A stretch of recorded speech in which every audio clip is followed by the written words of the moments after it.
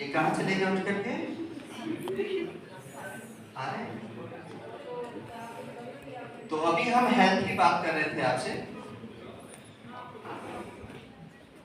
Health में बताते हैं आपको कि बीमारी कभी एक साथ नहीं आती। और जब हम कॉलेजों की तरफ रुख करते हैं तो कुछ हमारे दाएं बाएं ऐसे बैड एलिमेंट आ जाते हैं कि जो हमें हुक्का बार की तरफ, बीड़ी सिगरेट की तरफ, एल्कोहल की तरफ लेकर के चलते हैं। हम चाहते नहीं हैं क्योंकि हमारे माता पिता की इतनी इनकम नहीं है। वो कहीं फैक्ट्री में नौकरी करते हैं, कोई 10,000, 20,000, 50,000 कमाते हैं। लेकिन कॉलेज में क्या होता है? कॉलेज में कुछ बच्चे ऐसे होते हैं जो दबाव प्रभाव वाले होते हैं। तू कौन की मैं खामा, अपने साथ 4 लोगों को लेकर के साथ चलते हैं। और कोई गरीब बच्चा होता है, उसको डांटते हैं, फटकारते हैं, उस पर दबाव बनाते हैं, प्रभाव बनाते हैं। फिर वो पिटने की डर की वजह से उनके साथ हो जाता है। ठीक है, तो आपने ऐसा कंप्रोमाइज नहीं करना है, करनी है। यदि कहीं पर आपको ऐसी कोई परेशानी आती है किसी भी कॉलेज में, तो मेरा नंबर है 9810566553। कहीं पर भी किसी प्रिंसिपल से कोई शिकायत है, किसी कॉलेज के टीचर से कोई शिकायत है, लेक्चरर प्रोफेसर से कोई शिकायत है, किसी बच्चे से शिकायत है, तो समझ लो कि जिस बच्चे की आप शिकायत कर रहे हो उसका काम तो हो गया, गेट से निकल, उसको तो पुलिस उठा लेगी, उसको बढ़िया इलाज कर देगी। ठीक है, क्योंकि बहुत बच्चे ऐसे होते हैं जो पढ़ना चाहते हैं, वास्तव में पढ़ना चाहते हैं। जैसे भीमराव अम्बेडकर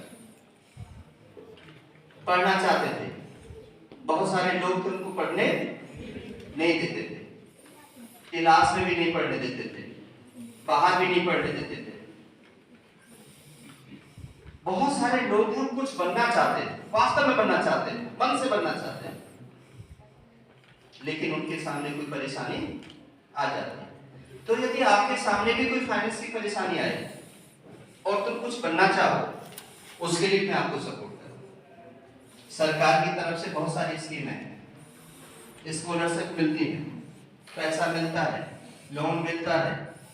सरकार की स्कीमों का मैं बेनिफिट आपको दे पाऊंगा। किसको? बशर्ते कि वो कुछ बनने वाले हों। बिगड़ने वालों के लिए मैंने पहले ही कहा कि मैं उन लोगों के लिए नहीं बना। जो बिगड़ रहा है बिगड़े, मुझे क्या करना है।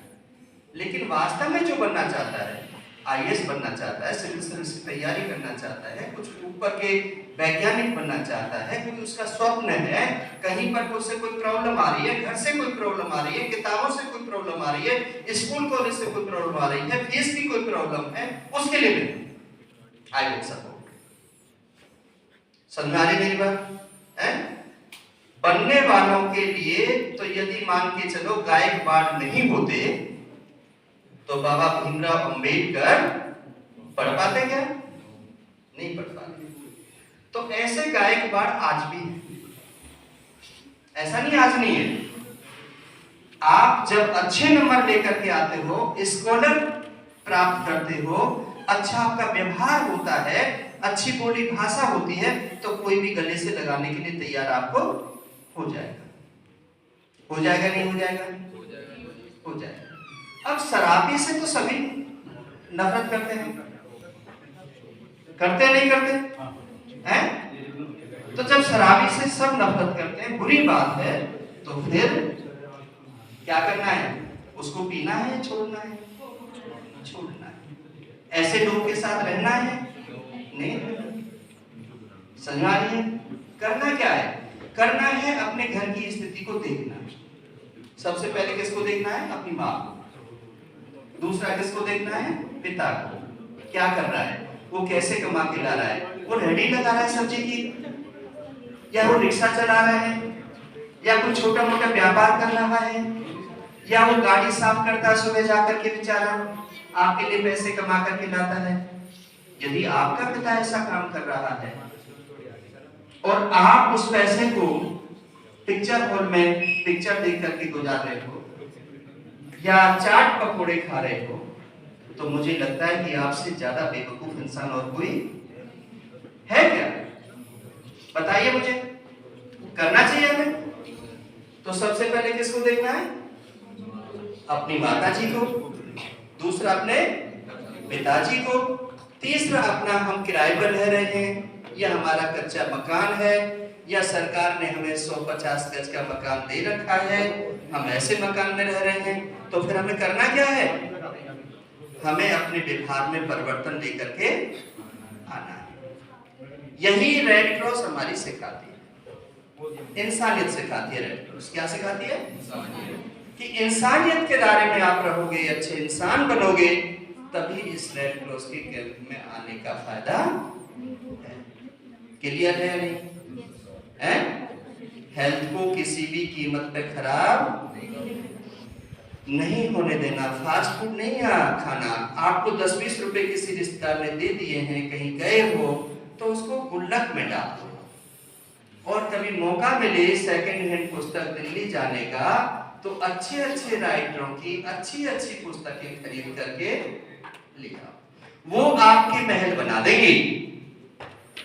जमीन पर पड़ी हुई पुस्तक आदमी को सिंहासन पर बैठा देती है।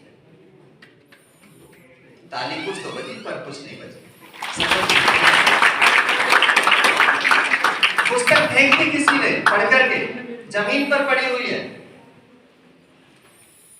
उस आदमी ने फेंक दी जिसको आईएएस बनाया था, आईपीएस बनाया था, एससीएस बनाया था, वैज्ञानिक बनाया था, वो 10-20 रुपए की किताब है ना। हम क्या करते हैं? बीमारी कभी एक साथ नहीं आती है। आप जब बच्चा पैदा होता है ना, तो उसका पेट बहुत मुलायम होता है और उसको दूध भी दिया जाता है तो बड़ा डर डर के दिया जाता है कि इन्फेक्शन ना हो जाए।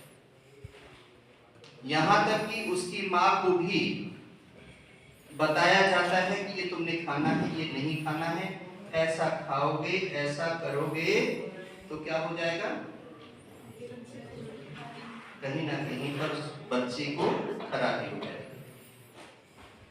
तो छोटा बच्चा है, नादान बच्चा है, बोलता नहीं, चालता नहीं, जानता नहीं, लेकिन फिर भी हम उसको स्वस्थ रख करके, जो बोल नहीं रहा है, अपनी बात को नहीं कह पा रहा है, कहाँ दर्द हो रहा है, कहाँ नहीं हो रहा है, कैसे हो रहा है,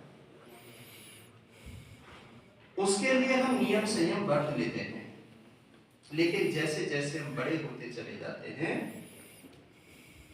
उसके बाद हम माँ बाप को इग्नोर करना शुरू कर देते हैं, माँ बाप से हम जिद करना शुरू कर देते हैं, माँ बाप को हम अपने हाथों में लेना शुरू कर देते हैं, हम माँ बाप से रूठ जाते हैं, और फिर हम क्या कहते हैं, मुझे तो पिज्जा खाना है, बर्गर खाना है, चाउमीन खानी है, समोसा खाना है, जो भी तुमने सुबह खाया था, आलू की बनी हुई चीजें, चावल की बनी हुई चीजें, ये जीव को बहुत अच्छी लगती है। और जो चीज जीव को बहुत अच्छी लगती है वो उतनी ही हानिकारक होती है। जब आप इन चीजों को खाते हो तो आपको वोमिटिंग आ जाती है, आपका उल्टी करने को दिल करता है, आपको पेट में कॉन्स्टिपेशन हो जाता है, आपका पेट आपको सपोर्ट नहीं करता है, कई बार फिर आपको भूख नहीं लगती है, कई बार घंटों आप टॉयलेट बाथरूम में बैठे रहते हैं, पढ़ाई में दिल नहीं करता है, इरिटेशन हो जाता है। ये सब किससे होता है? जिसका पेट ठीक, इसका मतलब आपकी हेल्थ ठीक नहीं है तो आप अच्छी पढ़ाई भी नहीं कर सकते, कोई भी काम अच्छा कर नहीं सकते, मन से आप, दिमाग से आप पैदल हो जाते हैं, दूसरों में दोष निकालना शुरू कर देते हैं, माँ में दोष निकालते हैं, पिता में दोष निकालते हैं, गुरु में दोष निकालते हैं, इंस्टीट्यूशन में दोष निकालते हैं, पता नहीं किसने ये किताब लिख दी थी, क्यों हमें पढ़ाया जा रहा है, क्या फायदा है इस गणित को पढ़ने का, क्या फायदा है, कहीं काम तो आता नहीं है, ऐसी उल्टी सीधी बातें शुरू कर देते हैं। जब तुम्हें याद नहीं होता, जब तुम्हारा मन नहीं लगता, तो पढ़ाई तुम्हें बुरी लगती है ना। और आप में से ही ऐसे बच्चे होते हैं जो 100 में से 100 लाते हैं, जिनको किताब बहुत अच्छी लगती है, जो अपने मम्मी पापा को भी कहते हैं, मम्मी मुझे डिस्टर्ब मत करना, मैं पढ़ रहा हूँ, मैंने डॉक्टर बनना है, मैंने इंजीनियर बनना है, मैंने वैज्ञानिक बनना है। वो अपने माता पिता, भाई बहन, छोटे भाई बहन जो छोटे छोटे नन्हे मुन्ने बच्चे होते हैं, उनसे भी वो दूरी बना लेते हैं, दरवाजा बंद कर लेते हैं, मम्मी इसको बताने देना, पढ़ाई में डिस्टर्ब करता है। समझ रहे मेरी बात? कौन? जिसका विजन होता है, जो दूरदर्शिता पर काम करता है। और जिनका विजन नहीं है, वो क्या कहते हैं, अरे क्या करोगे पढ़ लिख करके, उसने क्या कर लिया, उसने एमए की थी, वो रिक्शा चला रहा है, पागल हो गया, चपरासी का काम कर रहा है। ऐसे भी उदाहरण मिल जाते हैं, मिल जाते नहीं मिल जाते। लेकिन वो कौन से एमए करने वाले हैं, आपने सोचा कभी? वो एमए कर गए इसलिए कि उनका पिता इंस्पेक्टर था, पुलिस में था। जब 10वीं के पेपर हुए तो उसने क्या किया था, गुरुओं को डरा दिया था, धमका दिया था, नकल करवा दी थी, पैसे दे दिए थे, वो पास हो गया। वो किसी एमपी एमएलए का बच्चा था, वो किसी बड़ी प्रोफाइल के आदमी का बच्चा था, वो किससे पास हो गया? उसने मेहनत नहीं की थी, पढ़ाई नहीं की थी, ट्यूशन नहीं पढ़ा था, स्कूल में नहीं गया था, नॉन अटेंडिंग की थी, कहीं से डुप्लीकेट डिग्री ले ली थी, रजिस्ट्रेशन करवा दिया था, पेपर देने के लिए चला गया था, वहां किसी और को बैठा दिया था, खुद भी नहीं बैठा था, और डिग्री वो क्या कहता है, अब मैंने एमए कर लिया। जो ऐसी पढ़ाई करते हैं वो हर जगह फेल होते हैं। क्या होते हैं? सिफारिश से नौकरी मिल जाएगी, इसमें कोई बुरा नहीं है। जब सिफारिश से मास्टर डिग्री की है तो नौकरी भी, क्योंकि उनकी सिफारिश तो है ना, वो तो पेपर भी देंगे तो कॉपी बदलवा लेंगे।